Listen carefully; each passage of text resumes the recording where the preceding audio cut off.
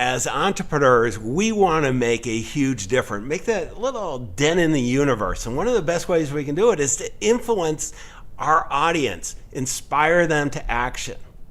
Well, how do you do it? And how do you do it systemically so you can create tremendous value? Well, that's what this podcast is all about today, and that's why we're here. I'm John Bowen, and this is AES Nation. It's all about accelerating your success. And I have a guest who's going to show you exactly how to do it, to make that difference. And he's working with some of the biggest personal brands and showing them how to leverage technology to influence. You don't want to miss this. Stay tuned. Ordinary success? No way. You want amazing, remarkable, exceptional breakthroughs. Dig deep, think bold, drive hard, watch yourself soar beyond your dreams. AESNation.com. I am so excited to have you here. I've heard about your work over the years, but we had the chance to sit together at Joe Polish's Genius Network, and I was even more impressed meeting you live and in person, and wanted to share you with our audience. So again, thank you for joining us. Well, thank you so much, John. Well, tell me, one of the things I did a little build up, and you've been doing this for a long time. As a young guy, you've been doing it for a long time, and you're really making a difference with a lot of personal brands. But before we go in, because one of the things I love to do is get some of the life lessons learned that you've had in helping fellow entrepreneurs really make this huge impact. But how did you wake up at age 5 and say, I'm going to help personal brands really influence and inspire action? No. We systematically picked that division just because we feel like that's the highest impact potential. So I originally started in college. So I went through a triple majored in computer science, information systems, and business, and I figured having a programming company would be cool. So I got a couple clients and started out by building websites and stuff like that. And turned out we had a terrible business model. It was called 24-hour Tech Stud. And we were 24-hour tech support for marketers and the influencer. And it was a really needed field, but ultimately was a 100-hour a week job, and it was not very fun. So we transitioned into I met Dmitry Kozlov, my business partner. He had a design agency. I had a programming agency. So we started a design development agency called Vision Tech Team. And from Vision Tech Team, we realized a lot of the influencers that we were working with, they were missing one of the key elements, which was a influencer site, which is a personal brand site. And that's how a majority of them were able to grow the quickest. And the more time and effort that we put into that, the more successful their business was. So we decided to dedicate the majority of our time and really transition into just doing influencer sites so that we could build a lot more momentum and create a lot more value, and ultimately create our impact model. Our impact model is that we help other people who are impacting other things. So obviously it's a strategic impact model. Oh, well, it's a huge impact. And one of the biggest challenges we all have is, I always think of it as inspiring action to the right audience, whether we're selling services or, goods. And one of the things I want to do is get a little definitional first. James, you and I, love the term influencers because it is that action. But, what is an influencer? And, why is this important that our fellow entrepreneurs think of themselves as influencers? Yeah, so an influencer, it's very much related to a thought leader, or what I like to consider a results leader, meaning that they are creating results and that they are at the top of their game. And the difference between an influencer and a thought leader is an influencer is more, their brand and their image is more catered towards really pushing out influence to others in a way that has an impact model. And for us specifically, it's mainly catered around polarization. So that's the marketing plan, is making sure that you're magnetically attracting the people that you can help the most and repelling people that you really can't help or not involved in. It's also a great marketing plan in general, but for us specifically around the influencer market, it's one of the more necessary pieces.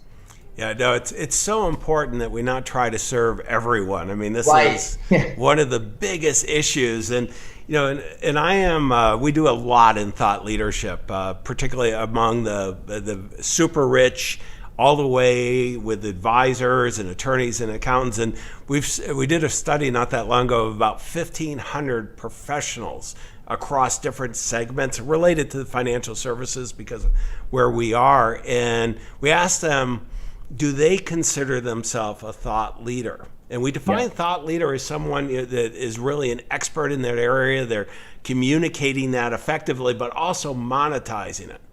Yeah, and that's the key word there. Yeah.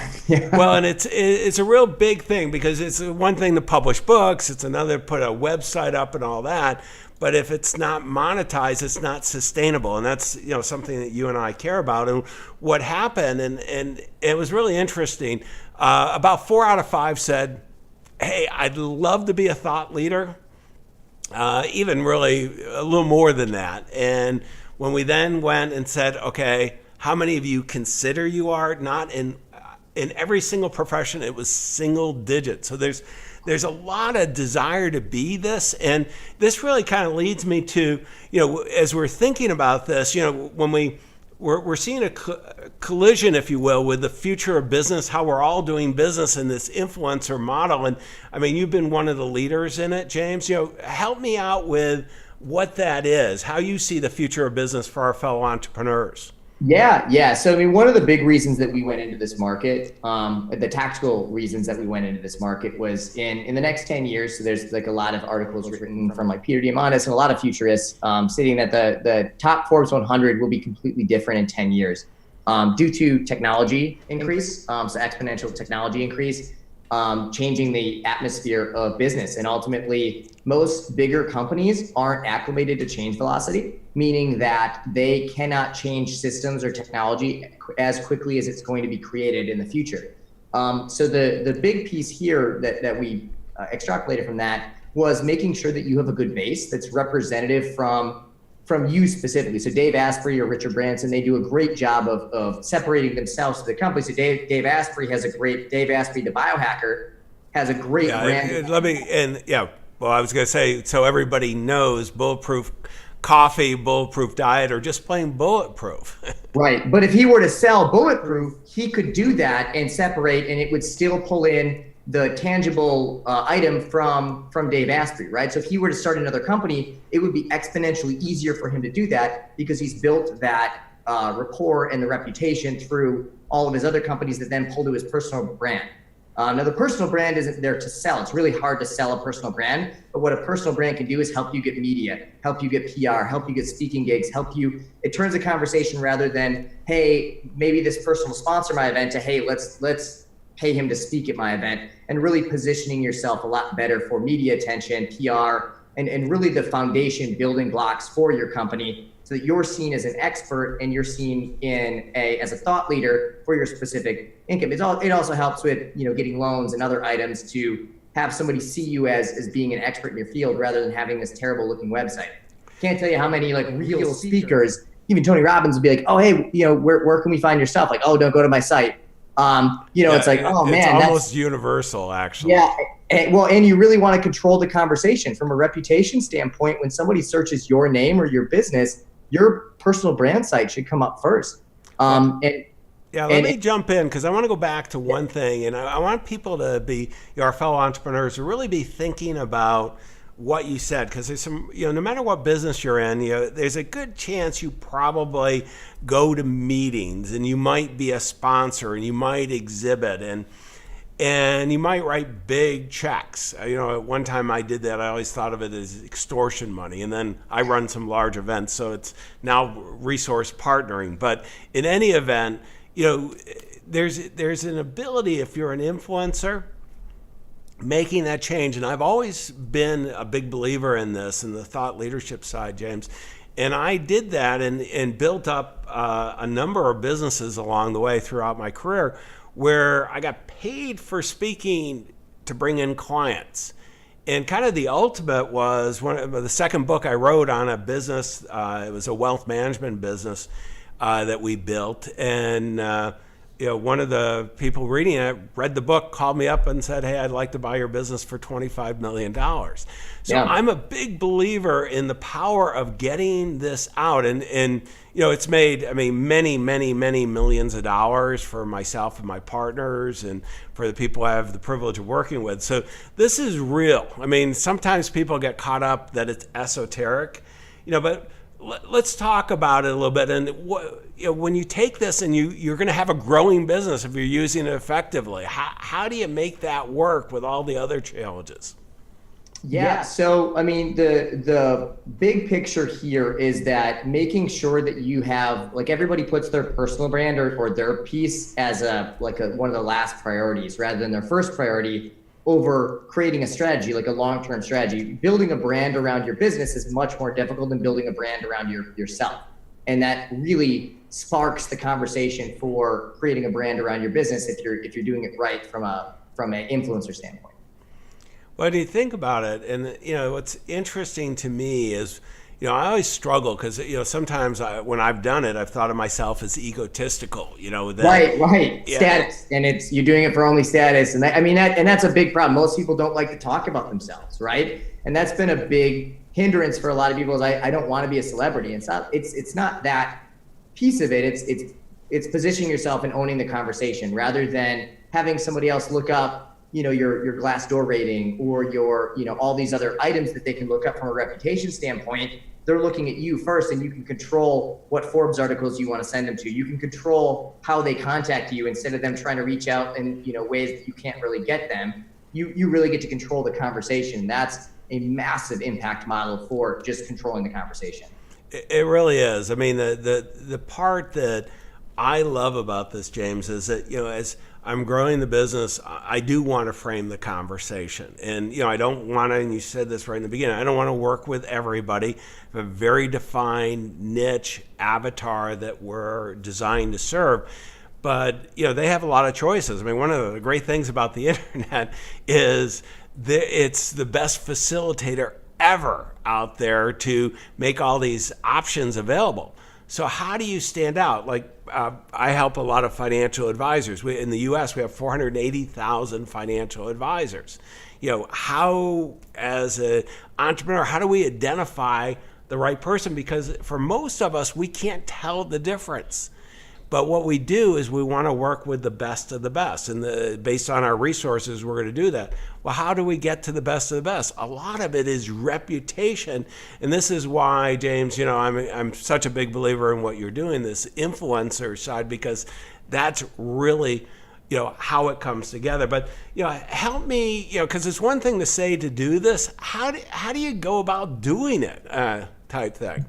Yeah. So what most people have is that what they get stuck up is, you'd mentioned one of the objections to having a influencer site or a personal brand site is that most people don't want to seem egotistical, right? And it's not egotistical, it's creating a clarity message around what you can provide to the right people, magnetizing the right people so that you control the conversation. So that's definitely number one is getting over the mindset that it's, a status thing instead of a foundational business plan.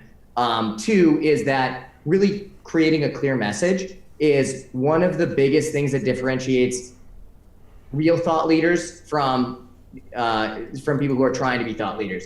Really getting clear on your message, and we call it user experience. So the user experience has to be catered towards one specific purpose on a site, and if they're catered towards that specific purpose in a very clearly defined way, man, you are going to find so many opportunities there that most companies don't do. So that's one of the biggest hints there is making sure that you really get clear. We have an awesome process called StoryBrand that you go online. It's a book too, but you go online, mystorybrand.com, and it really gets you clear on what your personal message is. And it's also good for, we do it for our Vision Tech Team clients where we do marketing plans for everybody. But they go through that, and we go through the purpose questions. So understanding why you have your own personal brand is bigger than the how or the what that you're doing. And if you really get clear on the why and the purpose, then other people are going to be polarized in the right way to join your cause. Yeah, it's interesting. What most of us as entrepreneurs want to talk about is the how. Kind of Right. the Yes. process of what we do, and it's really magical. And among fellow entrepreneurs, that's great. But when we're looking at services, I want to work with the best of the best. I want them to be authentic. I want them to be passionate about what they're doing and be really good. And this is where the power of we all do this. If I'm thinking about working with someone, what do? You're going to Google them, and two things are going to usually show up: their LinkedIn profile, so you make sure you take care of that. But the second is their website, and we're going to look at their website and is it aligned with what we think they're doing, and more importantly, what we want them to do for us? And are they different? Because there's no shortage of, no matter what you want done, there's somebody out there that will do it. And James, how do you help people think that through? Because a lot of times when we get going, I love story, for instance, and they think their life has been boring. They're usually the most successful guys and or gals, and they're just kind of, they don't think they have a story. They don't think they're compelling. And then once you get going with them, it's like, wow, this is fantastic. Right. Everybody has an amazing story. And story is one of the big selling pieces that we do. So we have something called an influencer intensive. So we do, our first step is called essence extraction. And what essence extraction is, it's basically they go through copy brand, which gets them clear on that. Then they go through it's a questionnaire that basically asks, like, what's the purpose of what we're doing here? What are your big picture goals here? Really getting clear on the why. And then we get on a clarity call with them to really get clear on the why. And really understanding the why behind everything is paramount, right? So once you understand the why, we create wireframes that basically then can guide people through how to best utilize their purpose and best, transition them. So we do it from a marketing standpoint first, and then we put these beautiful, beautiful designs on top of them that cater towards the purpose. But so we have that step, then we go through story, right? So telling your story is one of the most impactful things. And really it's guided towards whatever purpose that you're trying to create out of that. So your story isn't, everybody has like a million different stories, but it's really telling a story from an emotional standpoint that you're going to get an emotional connection with a potential customer, a potential, whoever you're trying to target or position to, that you're really trying to emotionally attach yourself to them. That way they see you as way different. And that story usually is a humbling story, right? It's not your bio. Your bio is like all your accolades. The story is kind of how you got there and the mistakes that you made through the way, so that people can empathize with you and really connect with you at an emotional level, because they're going to buy in a lot more. Most of our clients have very, very high ticket items that they're selling. So for them to be able to sell these items, persuasion or a pre-framing is massive. And this story really helps for a potential customer to connect with them. So then we go through the story component, and that kind of builds a lot of the polarization. So we call it authenticity. So a lot of people overuse the word authenticity, but ultimately through that story, we really get who that person is and make sure that everything is aligned with that. So for example, Richard Branson, you wouldn't have any of his sites have him in a suit or anything outside of him living a lifestyle that he lives, right? And Dave Asprey, you wouldn't have you wouldn't have any imagery of him eating a cupcake, or even JJ Virgin, same thing. Like you wouldn't have imagery of them eating something that wouldn't align with their. And I've hung out with both of them a fair amount, James. I've never seen him eat a cupcake. I think that's so important, is that there's an alignment in the value and that messaging going across. And, and all three of the entrepreneurs you talked about are extremely passionate about making a difference. James, one of the things that comes up, and I want to ask you about this, because you can do these beautiful websites and they can almost be brochureware, and how do they help support the growth more? One of the things is we're rationalizing, it's time, energy, and money, and you said, I think it's like so many entrepreneurs, and I've even said it myself along the way, that don't check out. Let me send you a book. Let me send you this or send you that type thing, because we're in the process of updating our website. But the time, energy, and expense, and we're then nervous. Does it really represent us? And how can we really monetize that? To make sure so we can prioritize when's the right time to take advantage of these kinds of services and create this influencer website. Yeah, and it's buying money for a discount, right? I mean, that's any service that you're going to provide, ideally. And my answer to that is it's the same thing as when's the best time to grow a tree, right? 2 years ago. But what it does provide is a fundamental building block, and it really provides a lot more of the reputation management at first, and really provides a lot more positioning second. And where the positioning comes in is it really helps you out with media, PR, really getting a hold of people, right? It's a lot easier to do that rather than a one-to-one conversation. You can have a one-to-many conversation because, like you had said, having a one-to-one conversation is fine. Hey, let me send you my book. Let me send you this. Like, those are positioning pieces in your overall influencer strategy. But the main strategy starts with your online influence. I mean, everything is moving to digital. And when somebody's talking about, hey, you should have this person on your podcast, hey, you should have this person speak at your event, they're going to Google you, right? And ultimately, you need to control what that piece is. And it becomes like, what is, several speaking gigs worth? It's a fundamental piece that really helps the rest of the businesses that you have grow. And a big problem there is that most business owners or most entrepreneurs have multiple businesses, right? They have a common purpose, but they have multiple businesses. And it's hard to really describe their story if they want to get on a podcast, or if they want to get in speaking, or if they want to get in Forbes or Inc. or whatever. It's a lot easier for that person to look into them on a website that's been positioned well, and they can go through it. And we've got this down to like our specific process. There's a personal time investment of a little less than 6 hours. So it's, we've gotten this down to like a massive scale of really trying to protect people's time. But yeah, it's a process. There's a lot of things that go into it. James, are you seeing, our fellow entrepreneurs, are they going ahead and, the guys, particularly those that have sizable businesses or complex businesses, but they're I think of like Bill Gates at Microsoft, for instance, when he was there. You think of Microsoft, I forgot how many hundred thousands of employees they had, but you thought of Bill at that point. And we so often, really reduce it to an individual, which becomes associated with the brand. Right. You're pulling the reputation from the brand into that individual. And now Bill can do so much more with that reputation by himself and expand into, his impact potential was all leveraged on his personal brand. And the same thing with Richard, right? I mean, a majority of what he can do and the impact that he can make isn't because he has money. It's because he has influence. And that's where real power comes into play. And that's where real scalability comes into play, is having influence rather than just building a business around making money.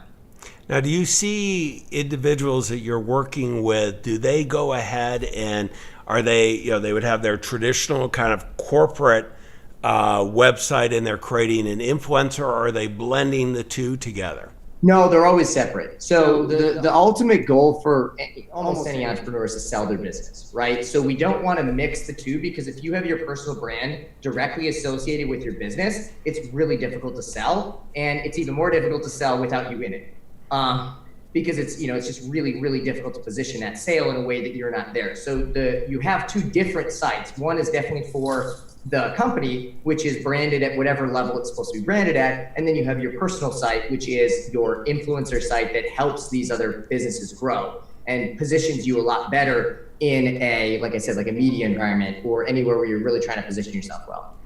Yeah, one of the things, having sold a number of businesses along the way and reinvented myself, the very first time I didn't understand it as much, and as I've gone forward I have, and this is really important, and this is something for all of us as entrepreneurs.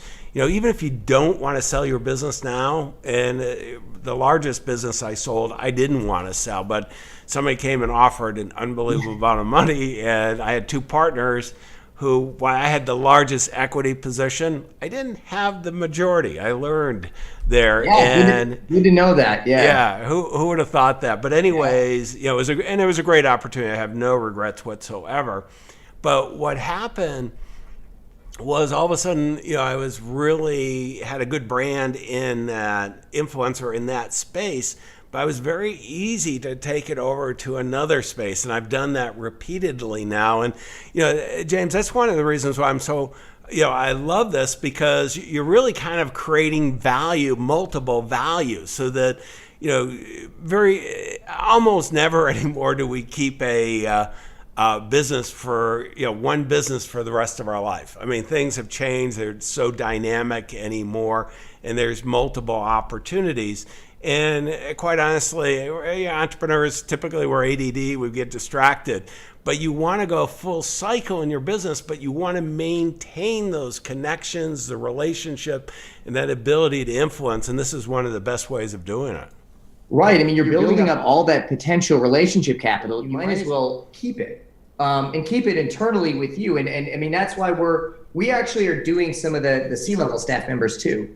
So personal branding, C-level staff members of a bigger company really, really helps out the brand, because now they have a well-positioned CEO, or a COO or a CMO, and positioning those C-level staff members helps the overall business, because now they get positioned better for media. So they can do media on their own instead of having to leverage the visionary or who's ever the most famous person in that company to do the conversations. So it really helps not only with the visionary, but with other staff members on the team. Like, obviously all of our team members have the ability to do their own personal brand site, but that's because we own a personal brand site company. But we do recommend it for a lot of people that aren't even in the professional space. It really helps you build that equity, because otherwise what you're doing is your company's taking your equity from you. All the success that they've had, you're not anywhere near that, or you're not associated with it. So it really helps to be able to pull that out and really have a personal brand of your own, no matter where you are. Now, obviously it makes more sense if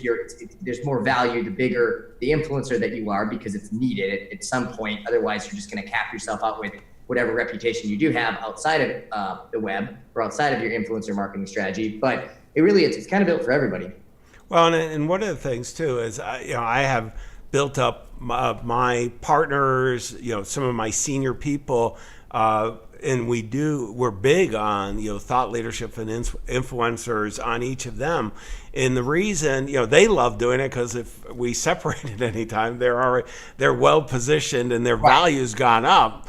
And on my side, I actually like it a lot too, because they can go out and give speeches, presentations, they can cut deals. They are much more representing the firm in a very positive position and creating value collectively. That's really a lot of value there. Hey, James, why don't we do this? We've been talking about how to do this. You do this. I want to pull up your website and tell me a little bit about what this is and what you're doing. I got a little confused when I saw all this beauty stuff, Yeah. So, and actually that's our brand promise, right? So we build beautiful influencer sites. So beautiful meaning that they are, they look good, and that they're influencer sites that express your essence, meaning that they're polarizing and authentic in the right way. And then they influence your business results, because ultimately you're really looking to improve business results. Art is just art if it doesn't have any results oriented to it. Otherwise it's just there. So this is our site. So if you want, I'm gonna hit on portfolio and just pull up a little bit, but and if you're in a car, obviously don't look at your iPhone right now. There's a disclaimer on this one. We'll have the all the links will be there, but you're going to recognize as you go through an awful lot of the online, really top talent and some beautiful sites, and even making Frank Kern and the rest of the group look awful good here. I'm going through real quickly. And it's authentically good, which is, you'll see none of the sites really look the same, because we have, we do such a long process around the authentic piece of it, making sure that we're polarizing in the right direction. Like Mike Keening's, for example, he had a lot of quirks. He's a very cool dude, but ultimately I like Mike a lot. He was the one that taught me some of this early technology that we're using with Wirecast. So Mike is a great guy, but I think he would be disappointed if we didn't say he was a little quirky along No, the way. for sure. And he's quirky in the right way, but ultimately his old site didn't serve him best because it was kind of a, hey, I'm everything to everybody. You know, if you're looking to be and he's in the same industry we are, he's looking to grow influencers, right? And he has a scissor reel and all the other cool items that they have, but ultimately, you know, he can't help everybody do everything, right? So he's trying to polarize in the right way. And we had Frank Kern, who, you know, is evolved from the surfer dude to kind of a marketing badass. And, you know, that was a big change. We're, you know, in the process of doing Mike Dillard now. Let me put up Frank. You know, I know Frank. Actually, I know all these guys pretty well. And Yeah. Frank has been also a little instrumental to me in putting it together. But I do remember the first video I saw of him when I was searching to learn how to do this type of marketing, online marketing.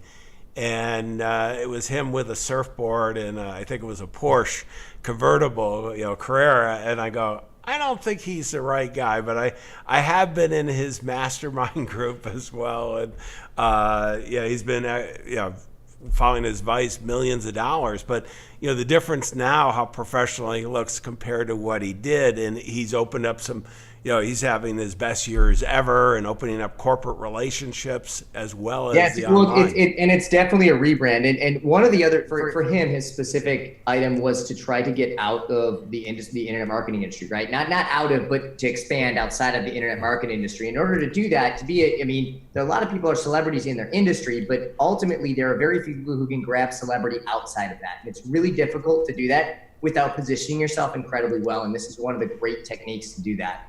Also, one of the other things that you had mentioned is, you know, like a lot of people ask, how often do you redo your, you know, how often do you update your personal brand site? And, you know, we've built into our process we have something called data-driven design. So we do marketing principles for the beginning of the design phase. But once we launch the site, we have data-driven design, which means we put metrics on it.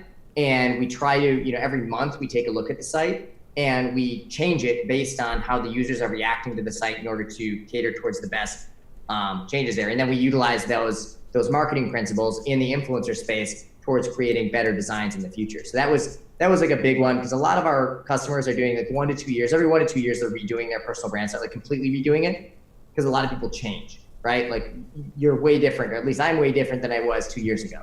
And I'm specifically in I love that, you know, I get on these podcasts and jamesguldan.com isn't done yet. We're redoing it. So I put up a please hold page. But yeah, we're almost done with my piece of it. But yeah, we kind of redo those sites every 1 to 2 years. Yeah, and like one of my largest revenue stream I hadn't even thought of 2 years ago, and you know, this is where it becomes really powerful. Let me bring it all together here, James, for my fellow entrepreneurs, and do key takeaways. And you know, to me, you should be hearing loud and clear. You are an influencer in your heart. If you're an entrepreneur, you're inspiring people to action. You've got to use all the tools with today's competition to really let your audience know that you are the right one to help them achieve whatever is important. And it's, you know, the reality is, by the time most often we talk with someone, it's too late. They're going to be doing the research. They're going to hear from other people.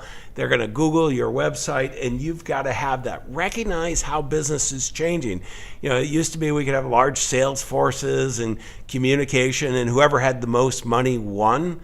That's not the case anymore. And you know, the biggest challenge of growing now is, you know, how do you scale up effectively? And really, one of the best ways is leveraging this thought leadership, this influencing position, and creating, you know, that marketing path, so that, you know, how do they become aware of you? And you're really persuading them, you know, kind of giving them the framing so that you're going to have a great experience. If they're the right ones for you to serve, once they become a client, they just love you because they already know what the experience is, because it's you and it's your firm and what you do. James, I want to thank you profusely. This has just been really helpful, and continue to make a huge difference. All right, well, thank you so much. Okay, and for everyone, remember you can go to the show notes at aesnation.com and we'll have all the information, all the links, how you can contact James. And with that, remember, all those people out there that you're looking to influence, they're looking for your help. Don't disappoint them.